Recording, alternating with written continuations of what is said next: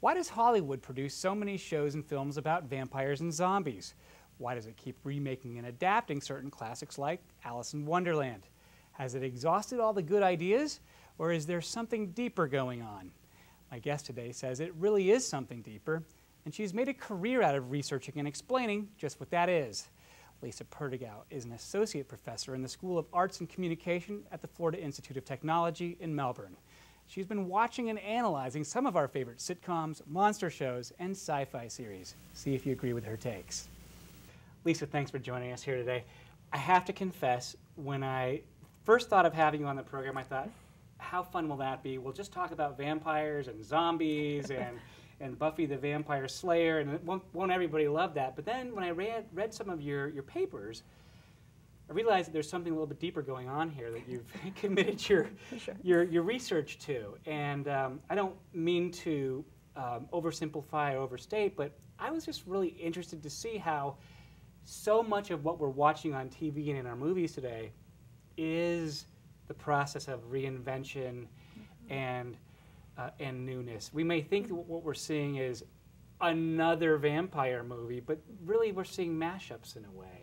Sure. Would you mind explaining that? Yeah, absolutely. I'm very much interested in literary adaptations, so even starting with a novel and what that will look like on film, or expanded to a television series like Sleepy Hollow was the hit of this year in terms of what it was doing to really change the source material. You have Ichabod Crane reimagined. He's a little Sherlock Holmes-esque. He's this comical and warrior-esque character, so it's a really radical departure from the original. But you're seeing series that are playing with older ideas and how they're able to create new works out of that space, and sometimes it's even being self-conscious about what's come before it. So that's why I really love Buffy as a model of this, and look at the late 90s and experiments in television. Even before that, you could look at something like Twin Peaks. But with Buffy the Vampire Slayer, constantly the characters make references to pop culture. Other television shows, they compare themselves to characters, and I think what we're seeing now is just this really heightened, exaggerated performance of that TV itself is almost self-aware. When you say they make references to, you mean they're saying this as characters? They're comparing Absolutely. themselves to characters from the past, and Absolutely. now we're seeing this story within a story. Yeah, absolutely. And one of my favorite TV series I just wrote on that does this to such an extreme is Community. And Community basically takes on different genres. They have an episode where, and apparently those in charge of Community aren't fans of Glee. So they do a send-up and a satire of a Glee episode where the characters just keep coming in and saying, when are we getting to regionals and things like that. So, and then there's a Law and Order episode, and they're constantly playing even with film, but basically seeing themselves as fictional characters within this world and talking about how their world cannot be real. And that's what we're seeing as this kind of new performance. Why do you think that's valuable? Is it valuable? I think so. I'm teaching TV right now with students at Florida Tech, and they're very aware of television and what television is doing, and getting them to think about how remarkable this is, particularly too in the last 30 years and then even in the last decade or so, in terms of even experimentation with the technology. So if we think of things like The Office and Modern Family, when characters are looking to the camera, explanation or no explanation of why this is being documented. Why are they delivering interviews at this point? And you have Phil on Modern Family that's constantly winking at the camera and performing for it. And I think, too, it's almost an extension of The Truman Show, right? This idea, and it's representative of postmodern theory. You have the theory that everything is a text, and that we are all characters. It's, basically a revision or a continuation of Shakespeare's idea that we're all just players and this is our stage. But how scripted is our reality, and how much are we role-playing as well? So when you take the fictional representations, here you have characters that are performing in those ways too. Why do people think about that stuff?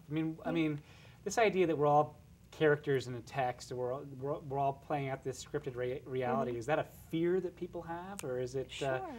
Is that a genuine theory that is out there somewhere that people are thinking about? Yeah, and I think too that's definitely postmodernism and post-structuralism in terms of literary theories, in terms of this idea that the world itself is a fiction, and that language itself, questions about the gaps in what we can say and what we can express. So I think the extension of that, and you could have almost two camps when you're saying, is there a fear of it or a celebration of it? With modernization, those that embrace it and that are seeing that it's possibilities for infinite play, and then others who are nostalgic and saying things had more meaning earlier. So I think you're seeing both of those occurring, Yeah. the celebration where even two individual episodes or films will descend into chaos and say, what do we do with this at this point? You know, ultimately Truman leaves the scripted world and he tries to find a reality outside of it. Is that possible? But as an extension too of social media, you know, you invent your persona online, right? So you're playing too with who you are, how you represent yourself and things like that. So I think it's all part of a similar foundation. Well, we wrestle with this stuff in our lives every day, though. This idea that, you know, everything is preordained, you just go along with things because it's your fate, or are you going to exercise some free will? Sure, absolutely. And reshape your own future by virtue of doing things differently. I'm going back to my high school literature class and thinking about some of those things. Absolutely. But, you know, one of the things that we do see a lot now, the monster themes, you could make a list of the vampires. Absolutely, yeah. Buffy the Vampire Slayer that you mentioned, Abraham Lincoln Vampire Hunter, Sure. Twilight.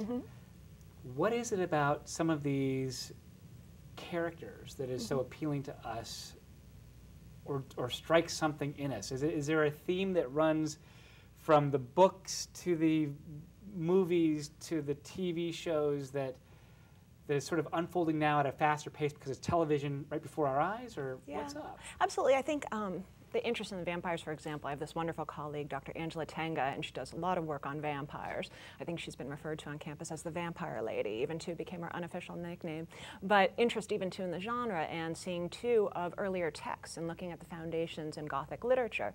We're seeing a continuation, obviously, of the theme. I think the interest, especially for me, I do work on adolescent literature as well, is one of the major areas that I work in. And of course, this interest in teen romance. Reimagine as the monstrous. And so then you even have, one thing I'm very interested in is the relationship between the Vampire Diaries and Twilight. The Vampire Diaries is a very successful series right now in the CW. I just actually wrote a piece for a collection with Angela Tenga on this. But basically, too, you see the influence of Twilight on it, even though the novels had predated Stephanie Meyer's novels. And so what you can see, too, where the original character in L.J. Smith's books for the Vampire Diaries, blonde hair, blue-eyed, on TV, brown hair, brown eye, looking remarkably like Bella. So trying to even, too, commercialism, of course, you know, the interest in this. If you like this, you'll like that. Like the Hunger Games and Divergent and recommendations almost, too, for its audience and thinking what's a successful formula. Well, every storyteller wants to be successful, and every Absolutely, storyteller wants to come up with a new twist. Do we fall into a trap sometimes of thinking that what was considered classic when we were, say, in high school, is the standard and will always be classic? But in reality, the things that we thought were classics then were derivative of something else, things that came before that, and so things are always evolving. Absolutely. And so what we're seeing now is, no one said that Bram Stoker's Dracula had to be the Dracula of all time. Did I get that right? Was it Bram Stoker? I can't remember. Absolutely. But maybe someday, 100 years from now, people may have a completely different idea of what a vampire is, for example. And I think that's the intrigue, too, for me with, and this is the post-modernity I was talking about with metafictionality. So the sense then, too, in instances of metafiction, you see it in literature, you see it on film, where characters are maybe reading a story as within the story itself. So it's almost like the Russian nesting doll. So you have the story within the story within the story. Or then you have a writer character within the story. So it's shedding light on the text that you're watching or reading. So you have, for instance, in the Vampire Diaries, references to, you have one of the vampire characters who's reading Twilight and saying it's all wrong. And then you even have references in Buffy the Vampire Slayer. There's a Dracula episode. And they keep talking about the thrall of Dracula, and even Buffy's falling for the thrall of this character. The thrall. Yeah, exactly. There's something about him, and so it's a touchstone, that cultural reference point, and they're admitting their indebtedness to it as well, but also playing on those ideas. Is there something about us as people that we want to see resurrection, and we want to see replenishment, or zombies? Zombies always come back. Well, I don't think zombies are a hopeful thing for us. Right, but yes, the fear. With this idea of living forever and eternity and those kinds of things, I mean, those seem to be kind of universal themes. Absolutely, yeah, and that's why I think especially too I've been so interested in television, because I do a lot of work with stories and closure and the representations of death and loss, and basically how do people cope with it. And you see that in fictional plots. Is there resolution at the end, or the character stuck? Oftentimes you'll see after a traumatic incident that they can't get over it. So with television is a really remarkable structure to it because you have the individual episodes. Closure is demanded by each episode, but then too you have the seasons and then the entire series. So you see when people basically are so invested in the series themselves and mourning the loss of the show, do you go back and rewatch it? And it's an interesting phenomenon, I think, especially to this connection to it as if these are extensions of one's own life, and particularly too, how are you dealing with it? The cliffhanger, such a classical convention, but how is television reimagining it? You know, if you think of sitcoms that you could watch out of sequence, if a lot of sitcoms are on TV, you could watch them out of order and it doesn't matter. Sometimes a new character will be introduced and you'll figure out where it is along those lines, but the episodic serials in terms of how they're contingent upon the previous episode, this idea of how are you getting to that closure, what happens at the end of the season. Well, you know, if we do spend all this time binge watching some of our shows on Netflix and Amazon now, it really does become our lives. Absolutely. And I mean, I lived with Breaking Bad for years, you know, and so now I carry that with me, you know, almost as if it was one of my own experiences. Sure. Of course, I wasn't there with them cooking meth in New Mexico, but the experience of watching and living the story was real. So and I'm interested too with Breaking Bad, especially when you have the series that end, since people are doing the binge watching. And spoiler alerts, I even hear it at conferences too when people are introducing, especially a most recent series that has ended. I know when I was at a Buffy conference, yes, they do exist, years ago, people were talking about how they hadn't gotten to the end of Angel, the spin-off series, and actually people in the UK, it hadn't aired yet. So people were saying spoiler alert and people would be leaving the session because they didn't want to know how it ended yet because they wanted to experience it. But with Breaking Bad, it's a change, right, in terms of this idea that TV's brought into your home. Most people are not watching it live anymore and it's not unfolding. Originally I watched Buffy from week to week and was waiting for that episode to air, but now I can watch an entire season if I'm dedicated to it in a weekend, say. I don't know how it's going to happen, but I have to believe that change in the time sequence of when programs come out is going to affect the storytelling in some way. Absolutely, and maybe lead to some invention that we're not, you know, that we don't know yet. Yeah, and 24 did that really, I think, well too, playing with this idea of this time in the story world itself, breaking it into increments. So here are basically 1 hour of the entire storyline being incremented out there too. So if you're watching it, you're actually spanning 24 hours. Buffy again too, I keep returning to it, but it's neat how they would actually line up the story world in the real sense of time. So when the show would go on hiatus over the summer, they'd explain what they did over the summer and then start with the new season. And interestingly enough, when Buffy the character dies because the series is being launched on a new network between seasons 5 and 6, Buffy was buried. She had died, the characters mourned her, and she comes back to life and she had basically been buried for a few months. So even too, her physical appearance has changed, her hair is longer, so this idea that she's somehow still existing for these few months when viewers don't have access to their lives and their stories. So these experiments, I think, as you're saying too, will just become more extreme with this idea that people will be watching them just back to back and what that means to have the story unfold in that way. Wow, so there's some pretty interesting and smart stuff happening on television Absolutely. that we may not have been altogether aware of on the surface of some of this. Yeah. You've mentioned Buffy the Vampire Slayer several times now. Is that what kind of drew you into this area a little bit? Yeah, absolutely. Tell me about that. Very great point and great observation. Yeah, I was actually in grad school and watching Buffy at the time, and I was pretty much a little bit more of a traditionalist. I was writing on film too, but more so on poetry and fiction, mostly novels. And as the series was unfolding, I was really interested, but was really a fan at that time and thinking of it and talking about it with friends. And then I was introduced to a Buffy the Vampire Slayer conference called Slayage when I was finishing grad school. Exactly, Slayage, and they have a journal and everything like that too. And it's become Joss Whedon studies as Joss Whedon's canon of works has increased into the Marvel verse too, so doing Agents of S.H.I.E.L.D. and things like that too, and the Avengers. So the studies of Joss Whedon have increased over time. But with it, I became really interested in applying the ideas that I was working on in novels to television itself, and it's what critics have been doing, and as I was introduced to this field, so this idea of, by then Buffy had ended, and what was the closure? And they play with the idea of closure at the end of the series. So I started there, then thinking about how television shows are experimenting with this and what does this mean for us as a culture. So it really became an extension of the work I was already doing in fiction. What are you watching now? Great question. I was late to come on to Fringe, and so I basically did a binge watch of Fringe and just finished it this year. to keep up with. Yes. Because it's so out there. Yes, and I think that helped, though, to watch it on the Blu-rays and just go back to back to back. I was lured in. A lot of friends had recommended it for a while, and I was just resistant to it. I wasn't sure I would like it, and then there was a great deal at Best Buy, I think, on Blu-ray, and I'm like, let me get into it. I became so addicted to it, and I think watching it in succession helped because it jumps between universes. You've got doppelgangers on the show, so you've got to figure out with the opening credits which world the show is even set in for that episode. And so that was probably my newest favorite next to those others. But for newer shows, I've been very interested in Sleepy Hollow and thinking of the possibilities of writing on it, because there you have, I love the beginning of it.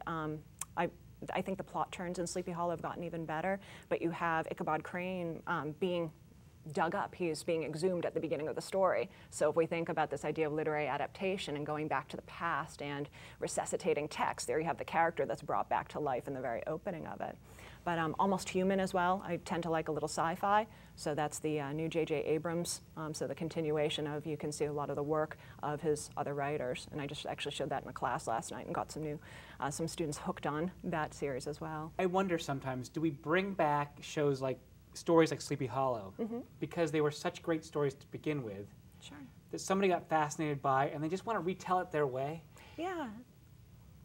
Or or are they just such great stories that they just beat everything else out today and it's easy? Well, yeah, you see that with the sequels, right, in Hollywood, sequels and blockbusters, and this idea that obviously the films have to make money with how much money they're spending on it, so you're seeing certain types that are emerging, and even the seasons you can trace out with film in terms of when's award season, so where are we seeing the more kind of serious works versus the blockbusters over the summer. But I think especially too, a turning point, at least in my own watching that I noticed in terms of the series that I was drawn to, was with Grimm and Once Upon a Time in 2011.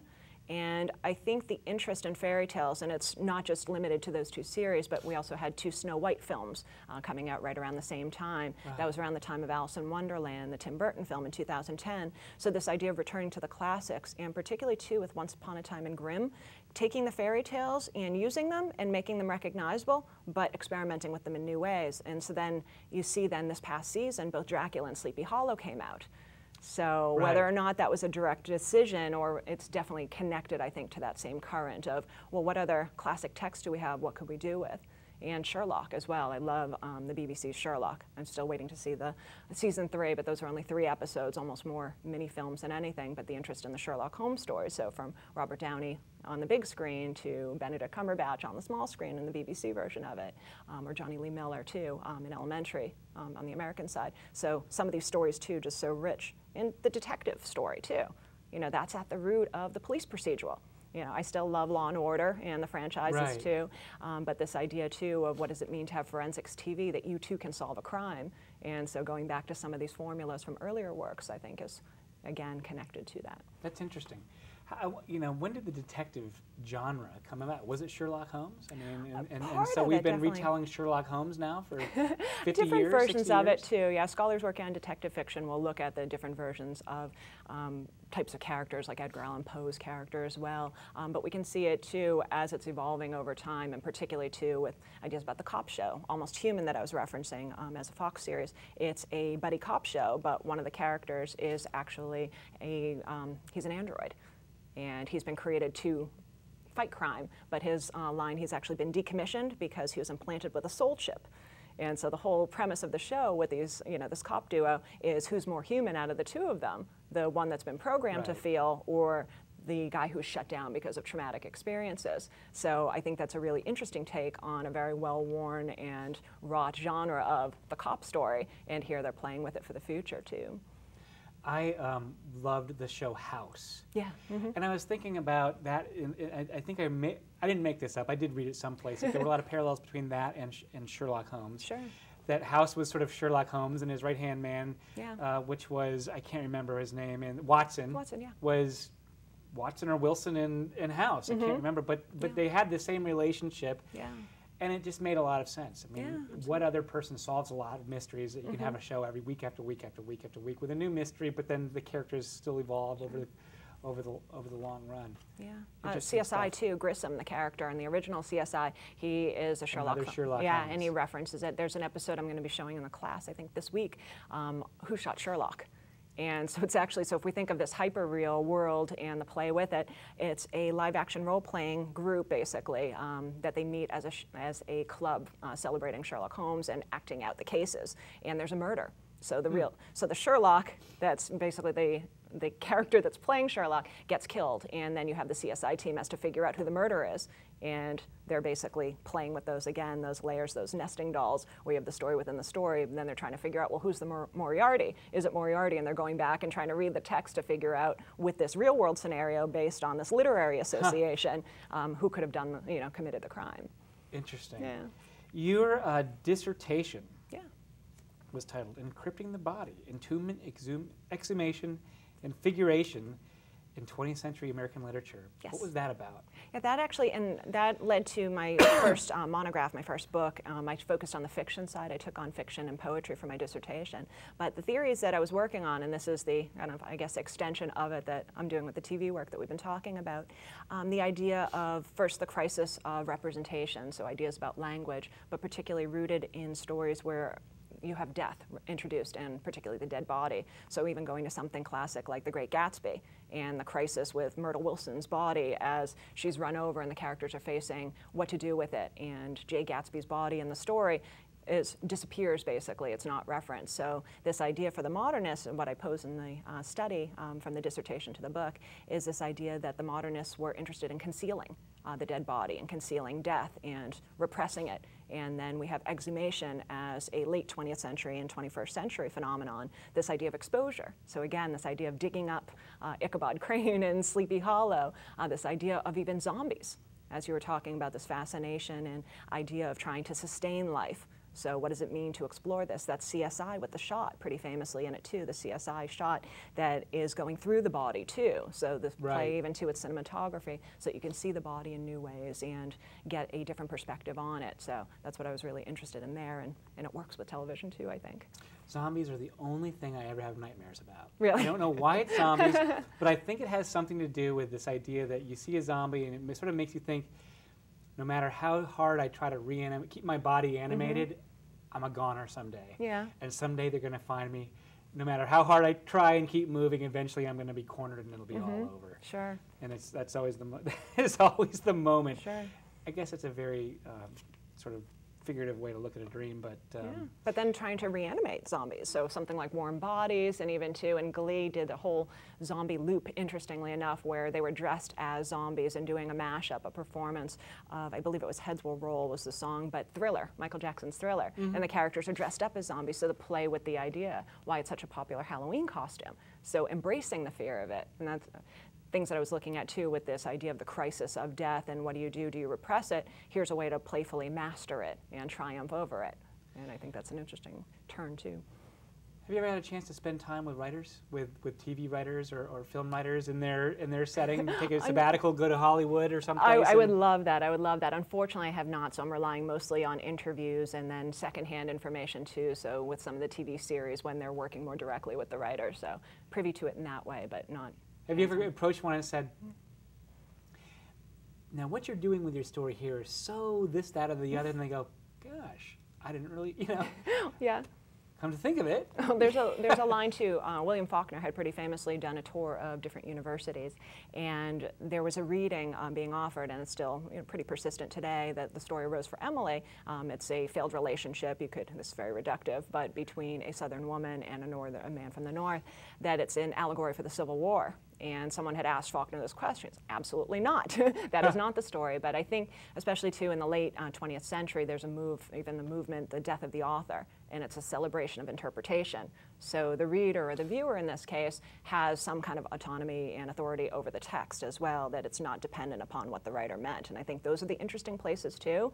And when you hear writers comment that they hadn't meant to do something, or they hadn't seen the possibilities, but now, of course, they see it, and it adds so many dimensions and layers to the text. Interesting.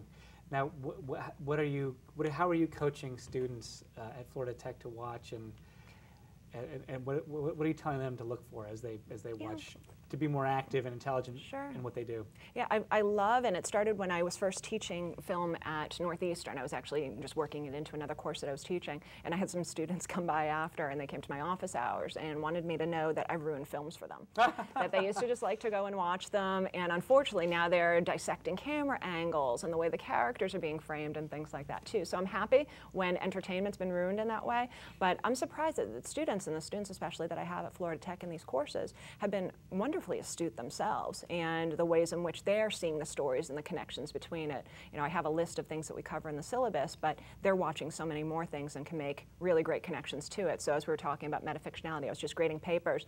TV series I don't watch is Happy Endings. And one of the students had an observation that this is that kind of self-consciousness where one of the characters referred to what happened to her last season. And the other characters turn to her and say, "You mean the winter?"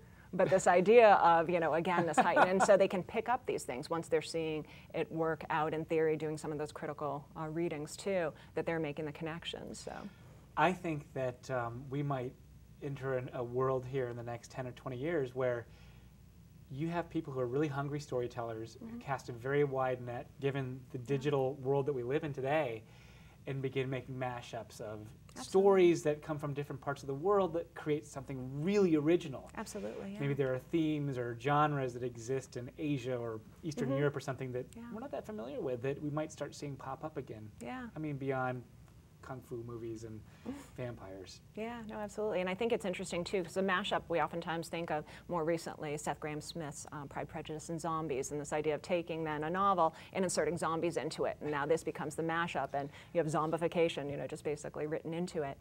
But yeah, the experimentation that you're seeing with adaptation, there's a modernist technique even too of the collage or the pastiche, so putting together parts. So it's not necessarily a new invention, but I think the combinations that we're seeing, and particularly too embracing the possibilities of what you can do visually, and even too in terms of, you know, blurring the lines between genres. There's a series on a refashioning of fairy tales that starts with Cinder, and Cinderella now is a cyborg. Oh, wow. And what does that mean? And so it too is a kind of mashup of these different sources, but then the story is taken then too to the East, and so it's basically uprooted and unrooted. So you're seeing a lot of those experiments between fiction and then TV and film too. And it will never stop. It won't. Lisa Perdigao, thank you so much for joining us here today. Thank you very much for having me. That's our show. I'm Matt Reed. Thanks for watching. We'll see you right here next week on WEFS and FloridaToday.com.